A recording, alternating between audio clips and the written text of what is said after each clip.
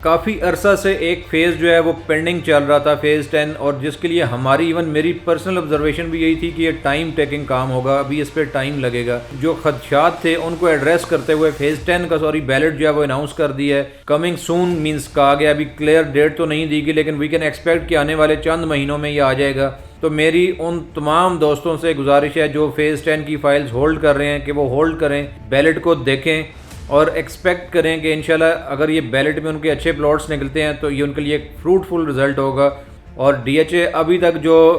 M कर रहा है या जो अभी तक प्रमोशन कर रहा है वो यही कहा जा रहा है कि फ़ेज़ 10 जो है वो एक नई दुनिया होगी, वो एक बेहतर प्रोग्रेस फेस होगा, उसमें नए एवेन्यूज़ डीएचए ओपन करेगा। तो इन सारी चीज़ों को ध्यान में रखते हुए वो तमाम दोस्त जिनका बजट कम है और वो एक 60-65 अफोर्ड नहीं करते, वो ज़रूर फ़ेज़ 10 की फ़ाइल लेके अपने पास होल्ड करें, ताकि बेल्टिंग में उनको जो भी प्लॉट नंबर मिलेगा तो उसके बाद आप बाकी पैसे इंस्टॉलमेंट में देंगे। ये आपके पास एक नादिर चांस है कि आप मिनिमम बजट के साथ डीएचए के किसी भी फेज़ में एंटर हो सकते हैं, क्योंकि करोड़ की रेंज में किसी भी स्टेब्लिश फेज़ में आपको 5 मरला प्लॉट भी नहीं मिलता। तो यहाँ फ़ेज़ 10 में कैनाल के साथ एंटर हो सकते हैं।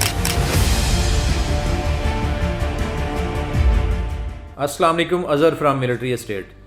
देखिए, काफ़ी अरसा से एक फ़ेज़ जो है वो पेंडिंग चल रहा था, फ़ेज़ 10, और जिसके लिए हमारी इवन मेरी पर्सनल ऑब्जर्वेशन भी यही थी कि ये टाइम टेकिंग काम होगा, अभी इस पर टाइम लगेगा। लेकिन डीएचए ने इसको ख़त्म करते हुए इन जो खदशात थे उनको एड्रेस करते हुए फ़ेज़ 10 का बैलेट जो है वो अनाउंस कर दिया है। कमिंग सून मीन्स कहा गया, अभी क्लियर डेट तो नहीं दी गई, लेकिन वी कैन एक्सपेक्ट कि आने वाले चंद महीनों में ये आ जाएगा।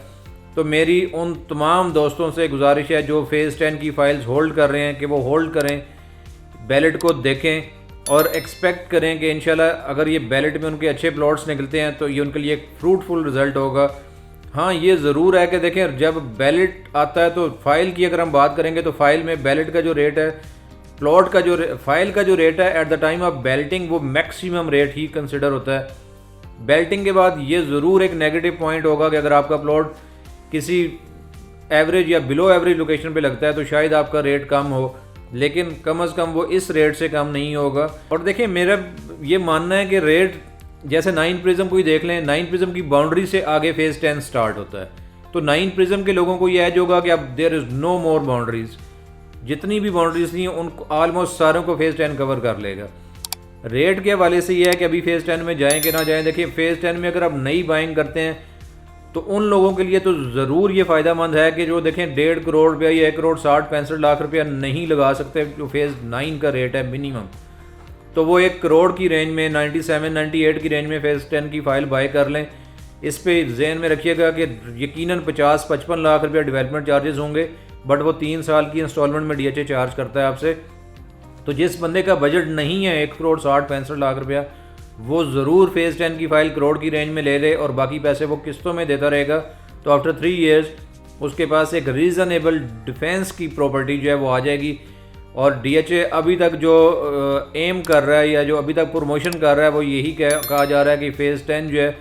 वो एक नई दुनिया होगी, वो एक बेहतर प्रोग्रेस फेस होगा, उसमें नए एवेन्यूज़ डीएचए ओपन करेगा। तो इन सारी चीज़ों को ध्यान में रखते हुए वो तमाम दोस्त जिनका बजट कम है और वो एक 60-65 अफोर्ड नहीं करते, वो ज़रूर फ़ेज़ 10 की फ़ाइल लेके अपने पास होल्ड करें, ताकि बेल्टिंग में उनको जो भी प्लॉट नंबर मिलेगा तो उसके बाद आप बाकी पैसे इंस्टॉलमेंट में देंगे। ये आपके पास एक नादिर चांस है कि आप मिनिमम बजट के साथ डीएचए के किसी भी फेज़ में एंटर हो सकते हैं, क्योंकि करोड़ की रेंज में किसी भी स्टेब्लिश फेज़ में आपको 5 मरला प्लॉट भी नहीं मिलता। तो यहाँ फ़ेज़ 10 में कैनाल के साथ एंटर हो सकते हैं।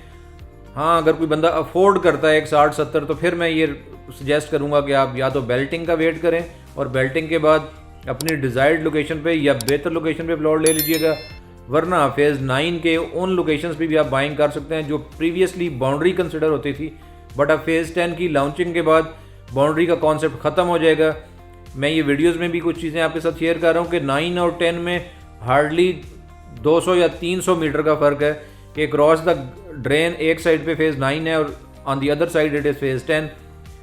सो ये दीज आर कनेक्टेड फेजेज़। जो फ़ेज़ 9 का एंड हम कंसिडर करते थे, now days the start of phase 10। तो उन लोगों के लिए भी ये खुशखबरी है जो फ़ेज़ 9 में डेस्परेट थे कि हमारा प्लॉट शायद बाउंड्री पे आ गया है, it is end of the world, but I would say it is not end of the world, but it is the start of phase 10। तमाम दोस्तों से ये गुजारिश है कि उस डेस्परेशन से भी निकलें और वो लोग भी जिनकी अफोर्डेबिलिटी कम थी, वो ड्रीम करते थे कि वो इस करोड़ की बजट में फेज़ DHA में शिफ्ट होना चाहते हैं लेकिन हो नहीं पा रहे, तो उनके लिए भी एक नादिर चांस है कि वो इस टाइम कोई फ़ाइल बाय कर लें और आफ्टर बैलेटिंग जो रिमेनिंग डेवलपमेंट चार्जेस होंगे वो देते रहेंगे और 3 साल में आप केनाल के प्लॉट के मालिक बन जाएंगे इंशाल्लाह ताला। Thank you very much.